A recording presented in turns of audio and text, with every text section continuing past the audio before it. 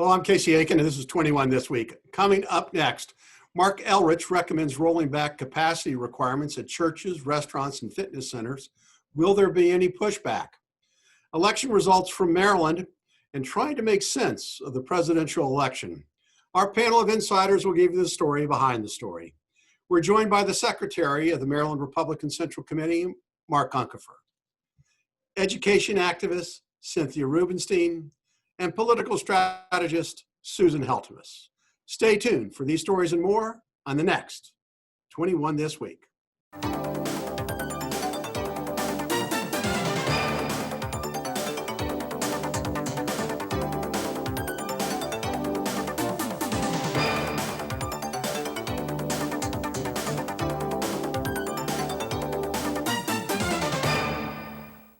Positive test rates for COVID-19 have increased locally and in the state the past 2 weeks. Now, County Executive Mark Elrich is proposing to roll back the occupancy restrictions at places of worship, fitness centers, restaurants, and a whole variety of retail establishments. Susan, the county has experienced a sustained increase in the number of positive cases, but we've not seen a corollary increase in hospitalizations or acute care demand. Won't the reimposition of these restrictions be devastating to these businesses, which are barely hanging on by a thread? And is the council likely to go ahead and go along with these restrictions? I can't say for the council, but yesterday we had 226 new cases, 4 more deaths. And I think I found and today the governor is having a press conference at 5 o'clock to talk about all of this. But I just found the perfect answer. No county is an island entire of itself. Every county is a part of Maryland, a piece of the U.S. Any man's death from COVID-19 diminishes me. Therefore, never send to know for whom COVID comes, it comes for thee. So it is becoming a serious issue because as those numbers go up, hospitalizations go up a little bit later, and then comes the ICU beds and the deaths. The county has stuck with following the science. I do know that restaurants are upset. They have contacted the county, the liquor department has gotten calls, and I don't know what the council will do. It's a tough call. Well, Mark, what's the reaction from the community going to be to these rollbacks? I mean, what's not being taken into account is the mental health issue that is affecting people, the financial crisis that is affecting people, and more than just COVID is important here. We have all learned how to distance and socially distance. So how is there going to be a pushback? You know, I think you put your finger on the big divide that exists here between those people who, frankly, are, how shall I say, COVID absolutists in terms of closing everything down, and those who recognize that there's kind of a balance that can take place. As you said, we can wear masks, we can do social distancing, and it's quite possible to be able to conduct business in a way that mitigates the impact. I don't see that being recognized by the Montgomery County government.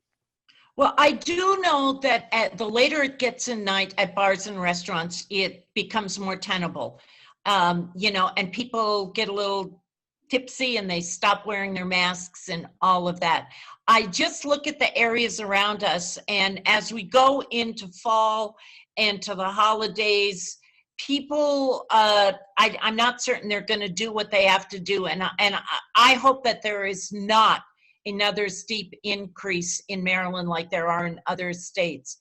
And so, it is a tough call, and we don't have the county executive. People are getting tired of it, and the reason you're seeing some social gatherings is because people are tired of it. We understand the dangers. The real issue that is, how do we control it and mitigate it and address the health issues? It seems that they've come up with a good protocol on how to treat this. Isn't the county overreacting?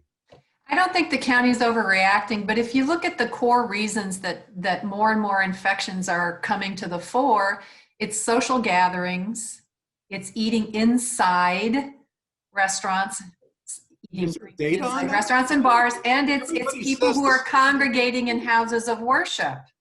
So everybody says people should not engage in magical thinking.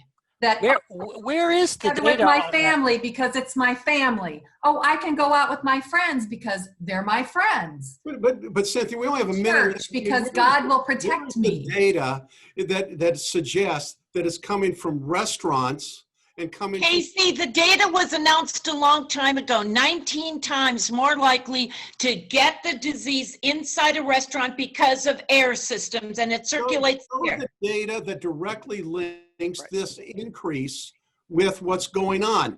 With idea the air that systems. you have a study that was done 6 months ago isn't data, Susan. The statistics show because of air systems, you are 19 times more likely to get it eating inside. And even restaurants know that. And that's why many restaurants have addressed this with systems that are addressing the air issue. And that's something a patron may want to ask. I hope for once the county council has a spine and pushes back on this, because this is the default position. We need to have better thinking. They can do it in Florida. They can open up in other states, and we seem to be stuck chasing our tail like a cat. But their death rate is higher too when that happens. Oh God! All right. I mean, you have the last word, Susan. Even though I violently disagree with you on this. Wouldn't be jurisdiction. We got to go to the elections now because it was a big day on Tuesday, whether you liked it or not. So election voting seemed to go relatively trouble-free around here. There were several important ballot questions and races were decided. Cynthia, although overshadowed by other elections, the school board races were very significant. They have a great impact on Montgomery County, given the size of the school budget. So in terms of future policy, tell us about the outcome of these races. Well, the most significant outcome is a new member of the Board of Education is coming on board. Her name is Lynn Harris, and she was very active, had a long tenure as head of the MCC PTA. She's an MCPS educator as well. She is a real stalwart advocate for student voice and this help assistance in making and decision making. And she also has been pushing the school system to figure out a way to bring the most vulnerable students back into school buildings. So since she has a background in medical science and she's an educator, I'm hopeful that she'll be a good voice and advocate for figuring out how to safely bring the most vulnerable students back into school buildings. And she's also a vocational educator, which is something that Montgomery County needs to spend more time and energy on. Right, and the two incumbents, Rebecca and Smondrowski and Shebra Evans, are also big advocates for increasing the access to early childhood education with MCPS. And so I think that's a very important area that the school system and our county can do more work in. Okay, so Mark, there were competing ballot questions which received a lot of attention with voters. And question A, excuse me, passed, and as to how the real estate taxes are calculated here in the county. And question B was defeated, sound like.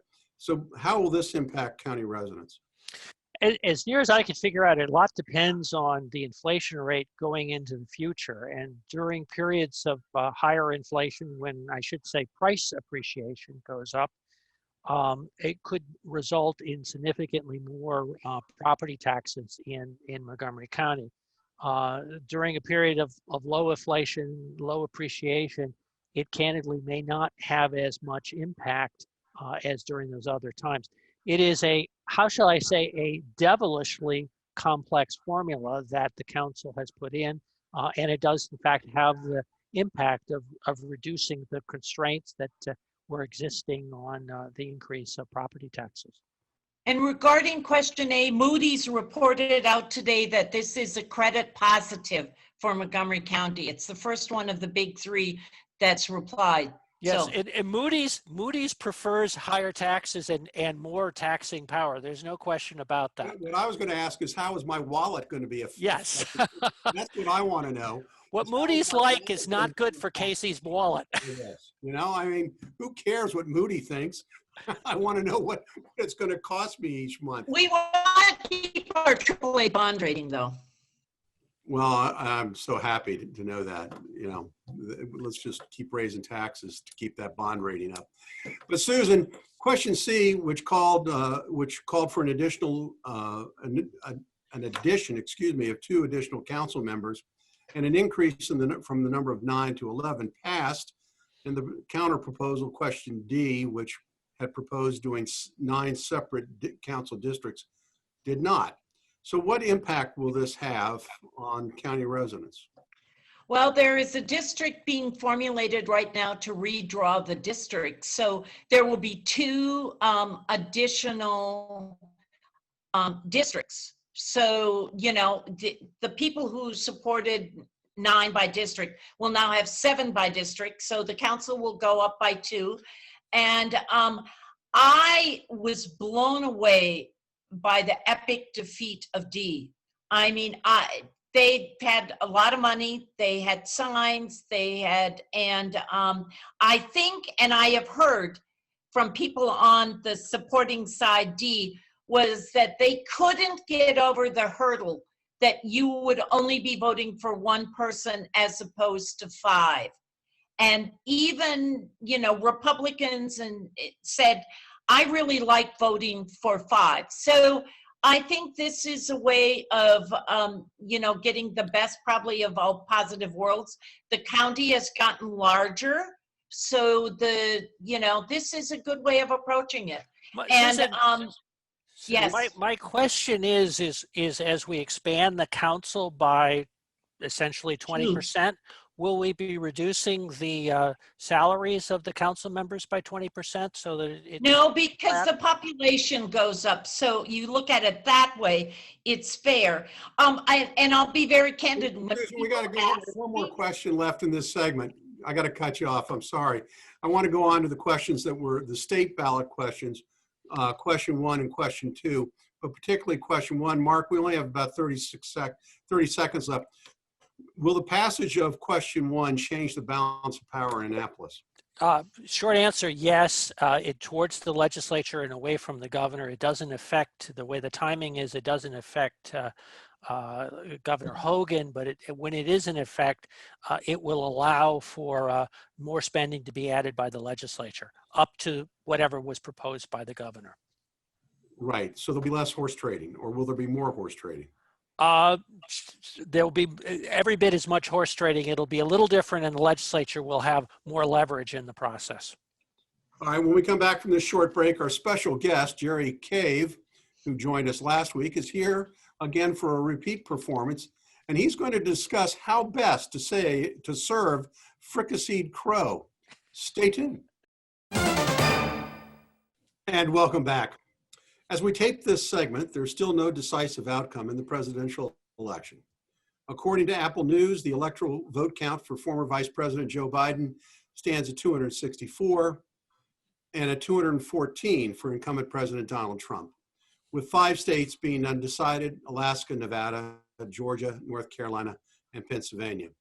By the time this segment is aired, all of these things may have been decided, but we're still going to talk about our reaction and what we felt about the past election. So Mark, before we get to predictions or likely outcomes, what have we learned from this election? Well, I think we've gone back to what we described after 2000, which is a 49-49 country. We're deeply divided. A lot of the information that we had of the polls suggests that, in fact, there was far more support for the Republican candidates in the Senate. The Republicans picked up seats in the House, and Trump obviously had a far more competitive race than was the prediction as recently as, say, Monday. Susan, what's your reaction to the election? I think this election proved that there are going to be a lot of states that move to paper ballots. It works. It's, you know, if there's something going on, you don't have to worry about employees. It's health-wise, it's safer. And I think it also taught us that besides being a split down the country, I think that the Democratic Party is going back to our old coalition. And the most important thing, I think, is the South is turning bluer and the Rust Belt is probably turning a little redder. My own family congressman lost after 30 years, and he was chair of the Ag Committee. So that's what's happening in the Rust Belt. Cynthia, what is your general takeaway from the election? Well, it's, you know, it's been touched upon, but I think there are a lot of pollsters that may be afraid they need to look for a new line of work. There's a lot of, they're anxious because they did a terrible job of gauging where the country is in underestimating the strength that Donald Trump has. And right now, there are a couple of theories as to why their numbers were so off. Number one, they have not figured out how to reach people, and maybe people are suspicious about being reached out to, who are white working class and those who are most likely to be Trump supporters. They're not reaching them in their polls. Yeah. And number two, they're going to be figuring this out over the next many weeks. Yeah, it's a conundrum for all. Jerry, what's your general takeaway? So what we learned is Jerry Cave was right again. More blacks voted for Donald Trump. More Latinos voted for Donald Trump. I told you the media and their polls were lying. They lied the same way this time as last time. And Cynthia, that was their goal, to do that.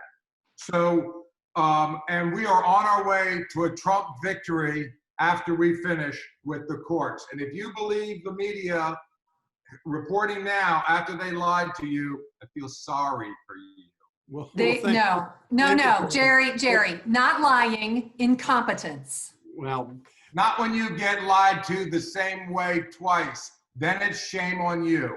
Well, I want to look at the positives from that each party can take away from this election. Jerry just touched on a few of them. So Cynthia, what is the positives that each party can take, or you think came out of this election? Well, number one, people voted in droves. So far, Joe Biden has 71 million votes. And boards of elections have done yeoman's work to make a very long voting time work for people. The early mail-in voting, the early voting in person, election day, the voting process has gone relatively smoothly in the middle of a pandemic, and people showed up in droves to vote. They were civically engaged. Seemed to be safe that they could be there in person. Susan, what do you take away? What do you take away from this election? I find it interesting. It's still going to be Trump's America, that 49% that Joe Biden is going to go in and be the president of. And he's going to have, as he said, I'm going to be the president of the United States. And at the end, Trump made quite clear he cared about his people, the red states. But after he made that outrageous statement on Tuesday night, the governor of Arizona immediately said, the voters choose, the counts will go on. And in our own state, Governor Hogan said it's outrageous and called for, and that Trump stirring up of anger is a mistake. And that is going to be the best thing. I asked for a positive point. Thank you for. It's that people were talking back to him. As he leaves, they are talking back. Thank you, Susan. Mark, what's your observation? Well, assuming Jerry's wrong about the outcome, the good news is we won't have to hear all the whining about Trump anymore from the Democrats. And instead of just focusing on Orange Man bad as an agenda, we'll be able to talk about actual issues and solving problems for people instead of these kind of ad hominem attacks that seem to have dominated the last 4 years of American politics. Jerry. Mark, betting against me is really bad odds in Vegas and anywhere else. And they aren't upset with Donald Trump. They don't hate him, Mark. They hate us. He's just in the way. So here's what is going on for the party. The Democratic Party has done what they do. They have overplayed their hand with so much thievery in so many states, and so many are going to jail after Trump wins this election. Well, I'm almost speechless after that. Think how they're going to feel. You know, we only have about 30 seconds left in this segment, so I'm not going to get to our final question. Just my observation on the election is that it was the turnout was phenomenal. I think, in echoing what Cynthia said, state boards of elections and local county boards of elections did a great job in getting people to the polls. But I think more significantly is that people wanted to come out and vote. And they came out in droves. They weren't afraid of the COVID. They came out to drove because there was a higher calling in their life. So we have to wrap it up now. I'm getting the sign from Carolyn to shut up and to move on. So stay tuned for parting shots. Oh, now with parting shots, Cynthia Rubenstein. Again, I can't say enough, obviously, about civic engagement and voting in Montgomery County. Here are our current numbers. 504,500 people voted. That's not including provisional ballots. And that is a rise of 5% since 2016. So in the middle of a pandemic, 5% more registered voters showed up to cast a ballot. We went from 73% in 2016 to 78% in 2020. Go voters. Mark Uncapher, your parting shot. Well, I wanted to kind of echo what Cynthia said, but I also wanted to specifically thank the Board of Elections, Jim Shallak, who used to be a regular on our program on 21, who has been since 2015 the president of the Board of Elections. They did a great job of coming up with alternative means in order to give people the opportunity to vote. So kudos to them, and also all the poll workers who supported that effort. Thank you, Mark. Susan Heltemes, your parting shot.